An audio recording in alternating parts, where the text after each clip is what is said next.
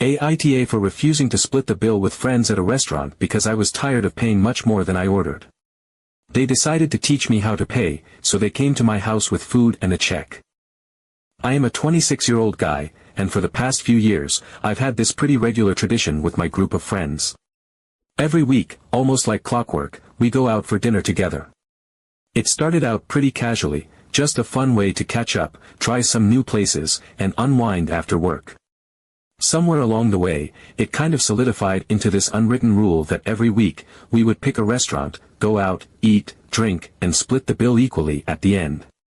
At first, I did not question it at all. I figured that was just how people did things when they went out in groups. I had seen it in movies, I had heard other people talk about it, and honestly, I did not mind at the time. It felt easy and I was just happy to be included in a regular tradition with friends. Back then, I was not really keeping track of who ordered what, and I was honestly just grateful for the social time. But as the months rolled on, I started to notice a pattern. I would show up, order a main dish, usually something pretty modest, think pasta, maybe a burger, or some kind of rice dish. I would ask for water because I have never really been into alcohol, and I do not have much of a sweet tooth, so I almost never got dessert. Meanwhile, my friends, who I do love and have known for years, would go absolutely wild. Mike, Emma, Jake, and Taylor have very different dining habits than I do.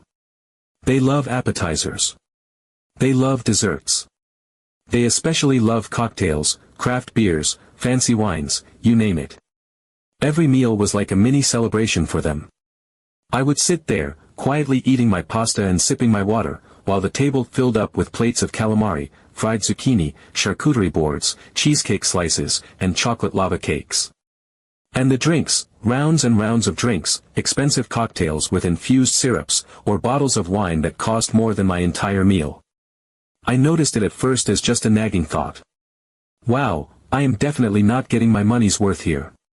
But it was not until I started tracking my expenses more closely that I realized how bad it was. A meal that should have cost me around $20 was regularly costing me $40 or $50. And that was not even counting the tip. Every time, I was essentially subsidizing everyone else's night out. I kept telling myself it was not a big deal. These were my friends. It was just money. But the resentment kept building. It was not even about the money itself, it was the principle. I was paying double, sometimes even more, for food and drinks I was not even consuming, while everyone else got to indulge guilt-free because the bill was just getting spread out equally. I know some people might say that is just part of group dinners. But at what point does it stop being fair?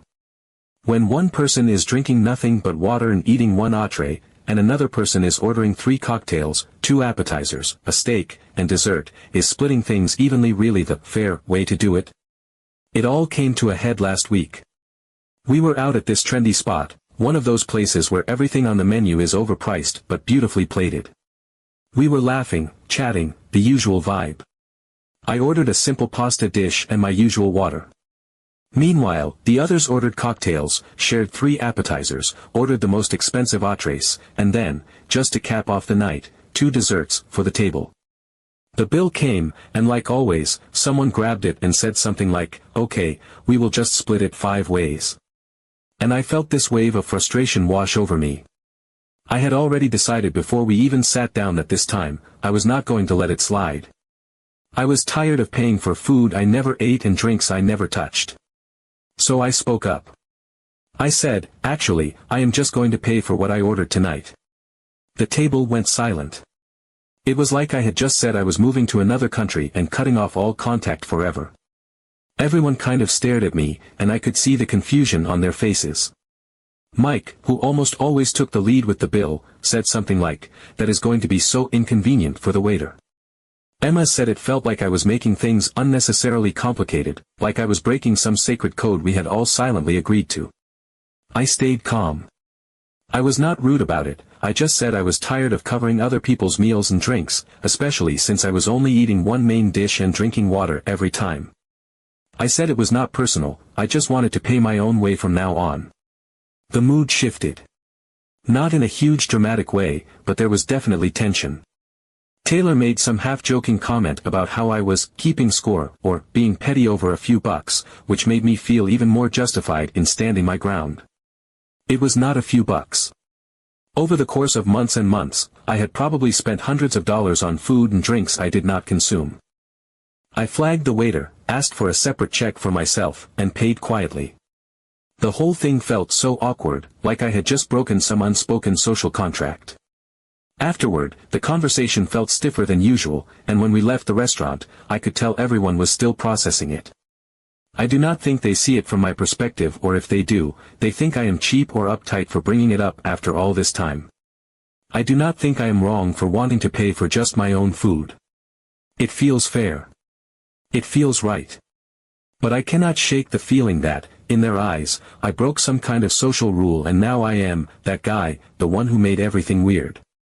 So I guess I am wondering, am I the asshole for finally putting my foot down and saying I will only pay for what I ordered, even after going along with the split the bill system for so long? Update 1. After that evening, when I had dared to break the sacred tradition of splitting the bill equally, our group chat practically turned into a battlefield. It started with Emma, of course, Emma, who had always been the unofficial social coordinator of the group, the one who picked the restaurants, the one who made sure everyone's birthdays were celebrated, the one who could turn even the simplest dinner into a whole event. She wrote this long, dramatic message, the kind where you have to scroll and scroll just to get to the end, all about how friends do not do things like this to each other, how in our group everything had always been equal, and how that equality was what made our friendship special. According to her, we had built something rare, a group where no one kept score, where no one had to feel like they owed anyone else, because it all balanced out in the end. And now, because of me, that balance was shattered. Mike was the next to pile on. His message was shorter, but the disappointment radiated off the screen like heat. He said he could not understand how I could be so petty over a few dollars, especially after all these years of friendship. He talked about all the memories we had made around those dinner tables, the inside jokes, the birthday toasts, the times we had all stayed out way too late and stumbled home together laughing. To him, my refusal to split the bill was not just about money. It was a rejection of all of that history, like I was saying it had never meant anything to me. Then Jake jumped in, and his message had a different energy entirely. Less disappointment, more aggression. He asked what I even meant by all this. Did I really feel sorry for my own friends? Did I really think they were trying to take advantage of me? Did I honestly believe that my friends, the people I had known for years, the people who had shown up for me during breakups, work problems, family drama, were so greedy that they would intentionally leave me with a bigger bill just so they could save a few bucks? According to Jake, what I had done was not just embarrassing, it was insulting. I had made them all feel like freeloaders without ever giving them the chance to explain or even notice there was an issue. The only remotely neutral voice was Taylor, and even that was lukewarm at best. Taylor wrote that he could understand my perspective, that it made sense why someone might not want to pay for more than they ordered, but that it also created unnecessary tension in a group that had never had that kind of tension before. It was one of those messages that tried to walk the line between both sides but ended up just making it clear that Taylor would rather I had just kept quiet and gone along with the group. I did not respond right away. Honestly, I had to sit with it for a while. I reread Emma's novel of a message more times than I can count, trying to understand how we had gotten to this point. All I had done was ask to pay for my own food. That was it. I had not insulted anyone, I had not accused anyone of anything, I had not made a big speech about fairness or financial boundaries. I had simply asked for a separate check and paid for myself. And somehow, that single action had detonated a bomb right in the center of our friend group. A week passed. The chat stayed quiet. No one invited me to anything, no one asked how I was, and I honestly started to think that this was it, that I had been quietly exiled from the group, that my years-long friendship with these people had ended over a plate of pasta and a glass of water. I started thinking about all the times I had been the one to cover the extra few dollars when the tip came up short, all the times I had gone along with expensive restaurant choices even when my budget was tight, all the times I had said nothing while the table filled with appetizers I did not touch and drinks I did not order. I wondered if any of that had ever mattered to them, or if all they saw now was the guy who dared to say no. And then, out of nowhere, the invitation came. A message in the group chat, simple, casual, like nothing had happened at all. Dinner this Friday, usual time, new spot, should be fun. It was so normal it felt almost surreal. I hesitated for a long time before replying. Part of me wanted to just ignore it, to let the silence stretch out until they got the message that I was done. But I also knew that if I skipped this dinner, if I let them go without me, it would be the final nail in the coffin. So I replied that I would come, hoping, stupidly, I guess, that we could all just move on. The dinner itself started off fine. Awkward, but fine. There was the usual small talk about work and shows we were watching and weekend plans. Nobody brought up the group chat explosion, and for a while, I let myself believe that maybe, just maybe, we could get past it. I ordered something simple, nothing flashy, and as usual, just a glass of water. It felt like we were all dancing around the tension, pretending it was not there even though it was practically sitting at the table with us. But then the check came. The server set it down in the middle of the table like always, and before anyone could say a word, Emma smiled, that tight, too wide smile she got when she was being nice, but really wanted to sink her teeth into someone.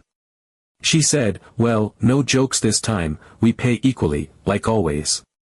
Her voice was light, but the message was clear. This was not a request.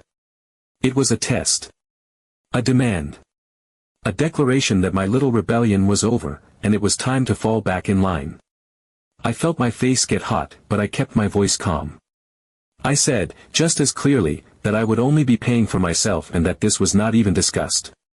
The silence that followed was even heavier than the last time, but I did not care. The truth was, I was done arguing about it. I had made my choice, and they could either accept it or not. No one said anything. No one made a joke to lighten the mood or tried to talk me out of it. They just stared, like they were seeing me for the first time, like they could not believe I was really doing this again. I called the server over, asked for a separate check, and paid for my meal. Then I stood up, said goodbye, and went home. Update 2. I thought that would be the end of it. After the second restaurant incident, after I paid for my own meal, said goodbye, and walked out, I figured the message was clear. They didn't have to like it, but they couldn't say they didn't know where I stood. I assumed the group chat would either go silent, or they'd start planning things without me, which, honestly, I was already preparing myself for. I was even starting to accept the possibility that this friend group, the group I'd been part of for years, the people I'd shared holidays and birthdays and lazy Sunday dinners with, might not make it through something as simple as me wanting to pay for my own food. But then, a few days later, I was sitting at home, fully settled into a quiet evening, when I heard a knock on my door. Not a text, not a warning, just a sudden, unexpected knock. When I opened the door, I was stunned. All four of them were standing there, Emma, Mike, Jake, and Taylor, all grinning way too wide, holding bags stuffed with food containers, pizza boxes, bottles of soda and beer, and even a couple plastic containers that were very obviously desserts from some bakery. Before I could even ask what they were doing there, Emma stepped forward, practically shoving a pizza box into my hands while cheerfully announcing that they'd decided to throw a surprise party at my place. It was such an obvious ambush that I felt like I was watching it happen from outside my own body. There was no invitation, no warning, no chance for me to say no. They didn't even wait for me to react before they all pushed past me, carrying their bags of food and drinks, making themselves at home like this was just another one of our regular hangouts. The whole thing had this forced, fake cheerfulness to it, like they were overcompensating for how tense things had been lately. But they were trying so hard to act like everything was normal that I decided not to ruin the mood. After all, these were my friends, right? If this was their awkward, overly pushy way of making peace, I could swallow my irritation for one night. So I went along with it. I cleared off the coffee table while they unpacked everything. Pizza boxes stacked on top of each other, fried appetizers spilling out of greasy paper bags, desserts carefully placed in the middle like some kind of centerpiece. They put on a show of making sure I got a slice first, handing me a plate like they were trying to prove how generous they were, how much they valued me, how we were all in this together. I played my part too, laughing at their jokes, joining in when they reminisced about old stories, even though the whole thing felt slightly off, like a stage play where everyone knew their lines but no one really believed them. It was awkward in that way where no one wanted to admit it was awkward. There were a few too many exaggerated smiles, a little too much enthusiasm over completely mundane topics, and more than one long silence where no one knew what to say. But I kept telling myself it was fine. It was just food, just one night, and if this was their way of smoothing things over, I could roll with it. The resentment was still there, simmering under the surface, but I convinced myself that keeping the peace was more important than reopening the argument. And then, just as I was starting to think I had survived the night without incident, they sprung the trap. Emma, with her performative grin still plastered across her face, pulled a folded piece of paper out of her bag and held it up like it was some kind of trophy. It took me a second to realize what it was, a printed-out check, with all the food and drinks we'd just eaten listed out, along with the total. And before I could even process it, they proudly announced that they'd gone ahead and divided the cost evenly between the 5 of us, and now it was time for me to pay my share. Because, they said, this is how fair friendship works. I felt my stomach drop. It wasn't even the money itself, it was the sheer audacity of it. They had shown up at my door, completely uninvited, taken over my living room, eaten their fill, and now they were trying to teach me a lesson about fairness by demanding I pay for food I never agreed to in the first place. It was so condescending, so smug, so blatantly a setup that I almost couldn't believe they were serious. But there they were, all 4 of them, sitting in my living room like they'd done me some huge favor by letting me contribute to their dinner. For a second, I didn't say anything. I took the check from Emma's hand and looked at it, slowly, carefully, counting up the items I had actually eaten, 1 slice of pizza, a handful of fries, and a small piece of cake that Taylor had pushed toward me after cutting it in half. That was it. I didn't touch the drinks, I didn't ask for any of the appetizers, and I sure as hell hadn't requested an ambush dinner at my own house. Without a word, I took out my wallet, counted out exactly enough cash to cover the food I had actually eaten, and placed it on the table. I made sure they saw me do it. I made sure they knew, without a doubt, that I wasn't playing along with whatever lesson they thought they were teaching me. Then, calmly and clearly, I told them I'd had enough. I was done pretending this was normal, done pretending their manipulative little stunts were about friendship, done pretending that being part of the group meant signing over my wallet every time we ate together. They just sat there, stunned. No one said a word at first, like they couldn't believe I had the nerve to stand up to them in my own house. Emma's face went bright red, her mouth opening and closing like she was trying to find the right words. And then, finally, she exploded, screaming that I was destroying the company with my selfishness. They were shocked, especially Emma, who screamed that I was destroying the company with my selfishness. Update 3.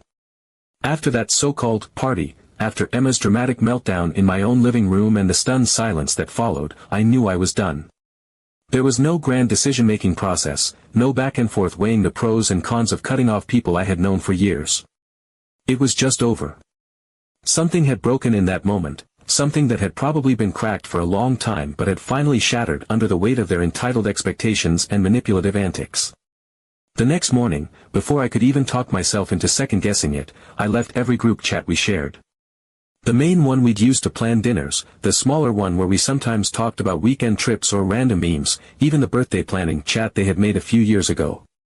I wiped my hands of all of it. I wasn't going to leave a message or a parting speech, I was just done. But of course, they couldn't let it go that easily. The messages started rolling in almost immediately, as if they'd been sitting there, waiting for me to make the first move. The tone shifted wildly from one message to the next. Some were furious, outright accusing me of being stingy, selfish, a cheapskate who had wasted years of friendship over a few dollars. Others tried to play the guilt card, epic monologues about how real friends don't count every cent, how real friendship is about generosity and trust and not keeping track of who ordered what. Jake's messages were the hardest to read, not because they were particularly convincing, but because they were soaked in this performative heartbreak, the kind of over-the-top emotional manipulation you'd expect from a bad soap opera. He went on and on about how we'd grown up together, how we'd been through so much, how I was closer to him than his own brother at certain points in life. And now, apparently, I was throwing all of that away because I refused to pay for someone else's 4th round of cocktails. According to Jake, I wasn't just walking away from a group of friends, I was turning my back on my own history, rewriting all the good times into something petty and transactional. But the most interesting part came a few days later. I hadn't responded to a single one of their messages, I'd muted them all, left them unread, and moved on with my life. That's when I ran into someone I hadn't seen in a while, a casual acquaintance who worked at one of the more popular restaurants in town. We were just making small talk when, completely unprompted, they mentioned that they'd seen my old group there a couple of nights earlier. All of them, Emma, Mike, Jake, and Taylor, sitting at a big table, drinking, laughing, piling the table with appetizers and desserts the way they always did. And when the check came, they split it evenly, just like always. That part didn't surprise me at all. What did was how easily they had slipped back into the routine, like I had never existed, like they hadn't just spent weeks turning me into some villainous Scrooge for refusing to play along. They didn't stop going out, they didn't change how they did things, they didn't suddenly have an epiphany about fairness or personal budgets. They just found a new way to divide the bill evenly, one person lighter, sure, but with the same self-satisfied confidence that this was the only right way to do friendship. And that's when it really hit me. They were never angry because I had done something wrong. They were angry because I had disrupted the system. For years, I had unknowingly been a financial buffer, the person who made their extravagant dinners a little cheaper, who absorbed the cost of their extra drinks and indulgent orders without complaint. When I finally stood up for myself, it wasn't just inconvenient, it was a threat. Without me, the balance shifted. They couldn't pretend they were all contributing equally anymore because the person who had been quietly covering the difference was gone. I thought back to all the times I had justified it to myself, it's just how groups work, it all evens out, it's not worth the argument. I thought about every time I had handed over my card, swallowing the frustration, convincing myself that friendship was worth a little financial discomfort. But the truth was, it had never evened out. There was no unspoken balancing act where sometimes I paid more, sometimes they paid more, it had always flowed in one direction, from my wallet to their table, and they had been more than happy to let it stay that way. Now, I don't talk to any of them, and to be honest, I don't regret it. Not even a little. It's not just about the money, it's about what the money represented. Friendship shouldn't come with a price tag. It shouldn't come with silent expectations or a running tally of who owes who. Real friends don't see each other as financial safety nets, or walking ATMs, or convenient ways to make a pricey dinner a little more affordable. Real friends don't guilt-trip you for wanting basic fairness or ambush you in your own home to stage some twisted lesson in group economics. Since cutting ties, I've made a few new friends, people I met through work, through hobbies I've been neglecting, even through random chance. We've gone out to eat a few times, and every single time, without discussion or drama, everyone pays for what they ordered.